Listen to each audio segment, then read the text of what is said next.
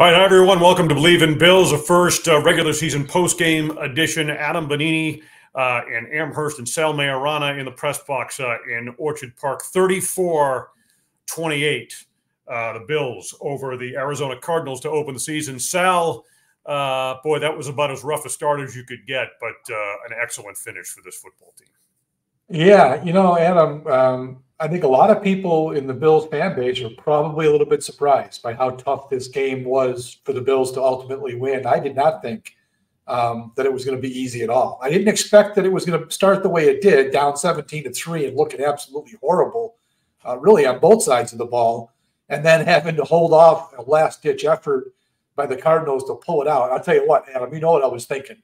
We have witnessed some horrific game one debacles in this building, right? Game inexplicable opening day losses. And this, I remember that Jacksonville game 20 years ago, like it was yesterday, the Ernest Wilford touchdown in the far end over there.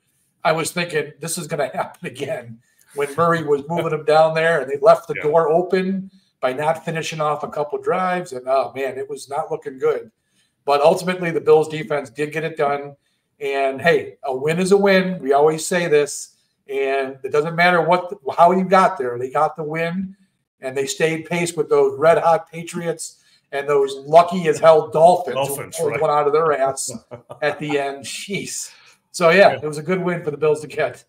Okay, and in listening to Sean McDermott in the postgame, he talked about the fact they, went through this type of game and had to kind of right the ship within it. Season opener, with so much that's new about this football team, that's a very positive thing. And I agree with him as far as that's concerned. I thought this game, ultimately, we saw more than a few glimpses of what the hope was about this football team, whether it's the receiving core or the performance of the defense and specific players within it. So we're going to get into that over the next 20 minutes or so as we break this thing down. But one thing that remains constant is the fact that Josh Allen, more than anything else or anyone else, is the reason they win football games. He was certainly the reason they won this thing today. Yeah, I mean, there's no doubt. I mean, there's a lot of quarterbacks in the league who would have played for the Bills today, and we'd be looking at a loss. I mean, when that game was 17-3 and there needed something to happen, he's the guy who made it happen at the end of the first half there, got him in the end zone to make it 17-10. And as he talked about post-game, they had the double dip, and they were able to get the ball to start the third quarter. They moved right down the field again and got the tying touchdown. And that actually is pretty rare. Adam, they talk all the time about that double dip. That's why they defer whenever they win the coin toss. They try to do that. But when you look back at every game just about that they do this in, very rarely do they ever come up with the double dip, 2 touchdowns. A lot of times they don't even get 2 scores out of it. So that was quite an accomplishment today, that they were able to turn that into, it went from 17-3 to 17-17 in 2 possessions without Arizona touching the ball. So that kind of is what turned the game around, and it proved to be very important as this thing went on. So good for that. But back to our point on Josh Allen. I mean, the guy is just, Adam, he wasn't even great today. He was 18 of 23. They actually ran the ball 33 times compared to just 23 pass attempts. But look at the plays that he made within those 23 attempts. 10 different guys were targeted, 9 different guys caught passes. The big touchdowns to Shakir and Matt Collins down here in this end, red zone touchdowns, which got to have those. He just made all the plays that he needed to make. And, Kyler Murray played well, but Kyler Murray's not Josh Allen. I'm sorry. He's just not the same quarterback. No, and we saw that play out. It came down to, Josh was the better quarterback. Mm-hmm. 18 of 23, 232 yards, 2 touchdowns through the air, as you said, ran for 2, so he accounts for 4 touchdowns in the game. Now, let's go to the beginning. I saw a crazy stat. Go ahead. Crazy stat after. They just said, believe it or not, that's the 4th time that he's had games where he had at least 2 touchdowns rushing and 2 touchdowns passing. If you can believe this, Adam, that ties for the most in NFL history, those types of games with Steve Young. You would think all the great quarterbacks through the years, there would have been more of these guys. But that is kind of a rare performance. And that's what Josh Allen is. He's that rare, tremendous player. And we see these crazy things happen every week with him. And so that's the storyline coming out of the game. But early in it, there were a lot of questions about Buffalo defensively, right? And it took them a while in this game they weren't coming up with many answers early on. No, it was a bad look early. I mean, Kyler Murray and that offense, it's a decent attack. I won't say it's a bad offense, but they were doing whatever they wanted. I mean, the first drive, they just moved out. Well, that being said, the first drive should have been a field goal, right? They called that ridiculous penalty on Jamarcus Ingram. My God, that was the NFL at the very NFL worst, right? That stupid. That was no way in anyone's imagination that was a penalty. That took away. They would have kicked a field goal. They ended up going in for the touchdown. So I'm not going to hang that one too much on the defense. But then, after the Allen turnover, they went right down easily, got a field goal. And then after that, their third possession ends in a touchdown where the Bills had almost no resistance all along the way. So now it's 17-3, and you're like, man, is the defense – I mean, no matter what Josh does today, is this defense ever going to get a stop? That was as they went into halftime, Adam, even though it was 17-10, you're still thinking the Bills defense hadn't stopped them. So that's where the inflection point to me was coming out of that half. Would the defense, find some traction and get things done? And lo and behold, they did. Well, and they had to account for very early in the game the loss of one of their best defensive backs in Taron Johnson to an injured forearm, which didn't return to the game. No immediate update from Sean McDermott afterward on any of the injuries, but that one looms potentially large if there's a break there or something or whatever. I mean, we're speculating at this point, but the fact he didn't return to the game, it's not good. In any case, they have to adjust for that, on the field. And I thought one of the positive points coming out of it, particularly as the game went on, Cam Lewis and his ability to step into that role and execute like he did. Yeah, I mean, Taron Johnson's one of the best nickel corners in the league. So if he's out for any extended period of time, that's going to hurt them. You're already down Matt Milano in the middle of that defense, and this is another big blow. And I got to believe, Adam, if it's a forearm and he couldn't return, you got to think it's broken. I mean, what other reason would there be with a forearm injury to keep him out? So he could be out for a little while. Cam Lewis is a nice player to have on your team, Adam. He's been here for, I think this is his 5th year with the team, and he's been hanging on to a roster spot for dear life. But the reason he's still here is because of what we saw today. He can go in and he can fill in as a backup and get the job done really at multiple positions. He can play safety too if they need him. So he came in today and he made some notable plays. I mean, it wasn't like he was invisible. Taron Johnson makes a lot of plays for this defense, both against the run and the pass. You saw Cam Lewis stepping in there, and I can remember 2 plays off the top of my head where he made terrific open field tackles that prevented what would have been bigger gains. So, it's a blow to lose Taron Johnson. I'm not going to say Cam Lewis is the equal of him, but it's nice to have a guy like that on your team. And, now we're going to see, though, with Miami, right? I mean, it was one thing to stop the Cardinals passing game.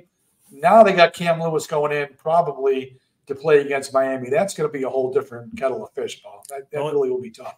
In terms of pressuring the quarterback, as we kind of keep it with the defense here, but one of the things we had talked about throughout the course of training camp and the preseason was Greg Rousseau, and he had shown so many positive signs. We've seen it earlier in his career, right? But we didn't see the consistency and him delivering, especially when it matters most, and I suppose that remains to be seen. This is only week 1 of the regular season, but 3 sacks in this game and a strip sack and all of that suggests, and Sean McDermott pointed out, and I thought correctly so, that you could when all of what happened in the preseason practice, all of that translates so quickly to the game itself. That is an incredibly positive sign. I thought Rousseau was just terrific today. Yeah, he was. I mean, this is the kind of player that he has to be this year, right? We've talked about this probably multiple times already. Von Miller, who had a sack today, that was nice to see, is obviously on the back 9 of his career, maybe in the back last couple holes of his career. And A.J. Epinesa has been a good player. He's been nothing more than a good player, not a dominant guy, not a guy that anybody has to really worry about and game plan for. Greg Rousseau has the potential to be that guy. And we just saw it today. And moving forward now, you're going to see teams have to start worrying about where Greg Rousseau is. I wrote a predictions column earlier in the week, and one of the predictions I had was this is going to be Rousseau's breakout year, right? They committed to him. on the 5th-year extension or exercise the 5th-year option on his contract. So it's on him now to be great. And he needs to be, like we just talked about, the guy that they have to game plan for. One of the predictions I made didn't come true at all. I said they wouldn't extend Spencer Brown. So looked pretty stupid on that one. But I feel good, Adam, about my Greg Rousseau prediction. And he proved out today for sure. Yeah, no question. A very, very strong start to the season for Greg Rousseau. Again, 3 sacks, included a strip sack, a career high for him. All right, let's go back to the offense for a second. We touched on Josh Allen, but I want to start on the passing game first. And again, statistically, we're not talking about, big numbers, but I think the fact, and you had mentioned this earlier, 10 players targeted, 9 players catching passes. I mean, that speaks to kind of the approach they've tried to take this year and moving on from Stephon Diggs, kind of the by committee, the quote, I think it's everybody eats, right? That's what they're using in the locker room. And we saw some of Dalton Kincaid not as involved as we thought he might be, and I would expect that to change as the season goes on. But I think we saw more than a few glimpses of the diversity and kind of the types of talent and the different aspects and players they have in that receiving corps, particularly as the game went on today. Yeah, I mean, the one thing that concerned me a little bit, like for instance, on the Allen sack fumble, I mean, they were in 5 wide there. Tight ends were on the field too. Adam, nobody got open. There was nobody open, nowhere for him to throw the ball. That's why he held it so long, and it resulted in a strip sack fumble. So those are the kind of things that I worry a little bit about with this receiving core. They've got a nice diverse set of skills, but there isn't. We've talked about this. They don't have that number one guy that when the chips are falling apart, like on that play, nobody came open. What does Josh Allen do? That was a little bit concerning to me. I don't think anybody on this team is going to get 1,000 yards. There's no way that's happening. We may not see anybody get to 70 catches. Based on what I saw today, everyone thought Kincaid was going to be that guy. He was invisible. I mean, I'm not sure what the Cardinals were doing exactly to him, but he was literally invisible. He had the 1 catch, I think, for 11 yards, and that was it. I expected a lot more from him. Curtis Samuel was really nowhere to be found in this game. It was Khalil Shakir, who always seems to step up and make a big play, and he had 2 huge ones. He had the 19-yard gain at the end of the half that got them going, and then the touchdown. And it was Mac Hollins catching a touchdown, for crying out loud.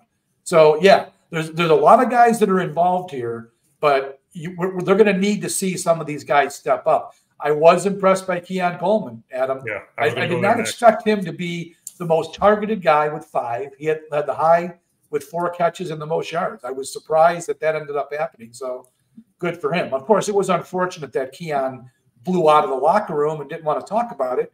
So that's not a great start from my perspective in the media. I mean, you won the game, you played well, and why was he running out of the locker room? I didn't like that at all. But that's a different story that fans probably don't even care about. But I didn't like that. So you bring that up, and we get accused of whining because of that. Yeah. Right. Okay. Well, people want to hear from him, right?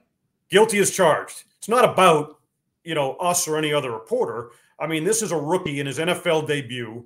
Has a big day, and I don't know. I wasn't out there. I don't know the reasons behind that or whatever, but I think it's worth pointing out. Yeah, right? I mean, people wanted to hear from him today, I think, after he played pretty well, and someone's got to get with him. I mean, again, we talked about that first press conference, right? Everyone, they all fell in love with the guy. Well, so far since then, he's kind of been a zero with the media. Been an absolute zero to talk to. So I hope that changes. I mean, a guy like Khalil Shakir. You can talk to that kid all day long. He's just always willing to talk, and win or lose, he has something to say. That's what you want. And I don't know who's representing Keon Coleman, but maybe you want to get to him and say, hey, your best bet is to get on the good side of the media, and it also projects well to the fan base that way too. Yeah, there's no question. I mean, 4 catches, 51 yards, targeted the most. The big catch on the sideline down there late in the game that set him up well, and he looked at kind of as advertised on that play, going up for it, bringing the skill set to the table that the Bills drafted him for. So we'll see how it plays out. I mean, he's choosing to let his performance on the field, I guess, speak for himself, but it'd be nice to hear from him, certainly. Another aspect of this, and before we move on in the receiving game, Valdez-Scantling, right? We had talked about how he may bring that downfield element. Boy, he was open down the field, and Allen just flat out overthrew him. Yeah. You know, but I think that's a positive sign that it's an indication of what they are capable of. He's not Stephon Diggs, but I mean, he was there. I mean, Allen just, you know, put a little bit too much juice on that one. Yeah, I was actually surprised that he was active. Remember, we talked about would they keep 5 receivers active, and they did today. He didn't play much. We haven't seen the snap counts yet. I know he caught the one ball that I think converted a first down, and then the deep shot. And that was with the wind, too. And I think that might have been maybe the issue. I think Josh put a little bit too much air on that one. But he did get behind the guy, so it would have been a big play if they had connected. So, yeah, he played. I was a little bit surprised that he played. But you're right. He's the one guy that can get deep. Shakir's the kind of guy that can make the long play, but it's usually going to be catching an intermediate pass, making a guy miss, which he did today, and then taking it, the distance.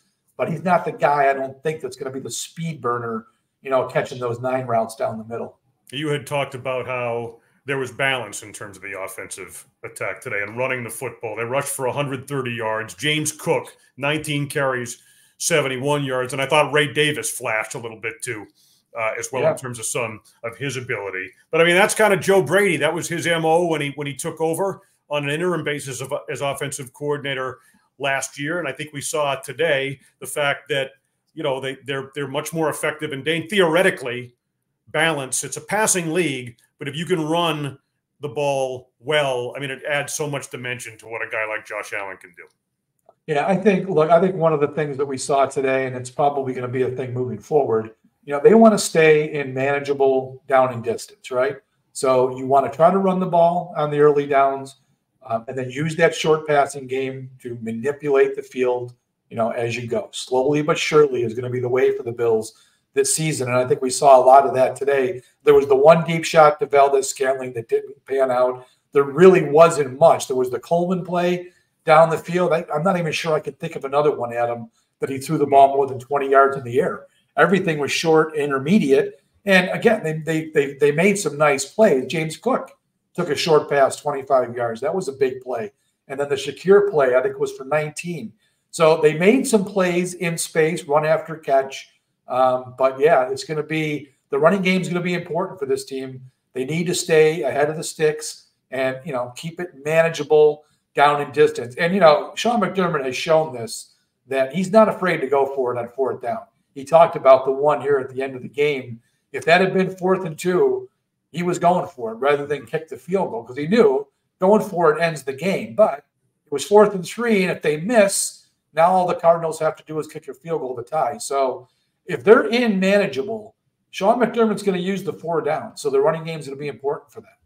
Quick note on special teams before we wrap it up here. Tyler Bass, solid in terms of the field goal performance today. The kickoff out of bounds, not so much. And they give up a touchdown return on special teams as well. Yeah, it was a tough day to kick. There was no doubt the wind was really blowing at him from scoreboard end into the tunnel. So, he actually made both of them, I think, might have been into the wind. They were both pretty makeable, though.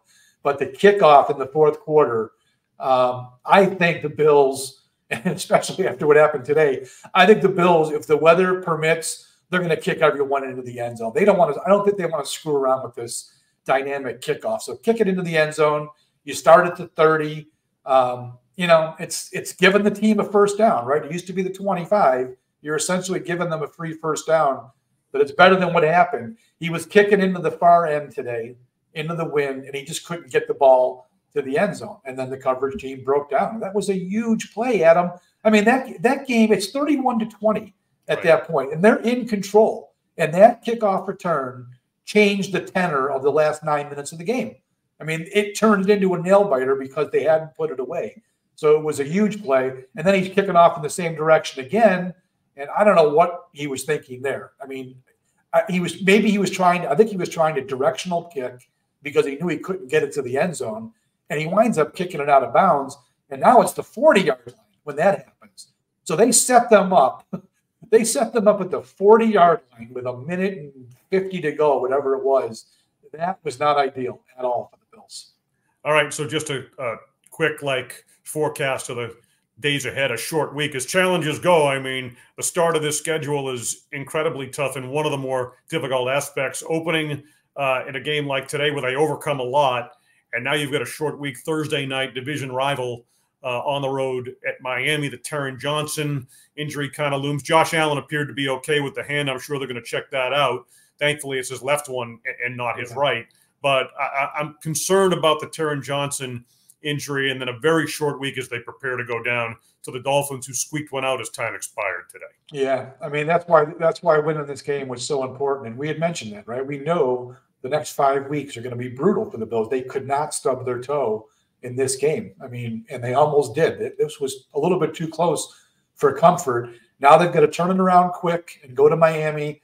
And if we were already worried about Miami's speed in that passing game with DeMar Hamlin and Taylor Rapp playing in the deep back end of the field, now you're going to mix Cam Lewis into it and not have Taron Johnson, who's so good. He is so good against Tyreek Hill, for instance. He can handle Tyreek Hill in quick little bursts there. I'm not sure Cam Lewis is going to be up for that. So that is a worry. That's a big worry for the Bills going into this game. This is where the pass rush, Adam. Yeah.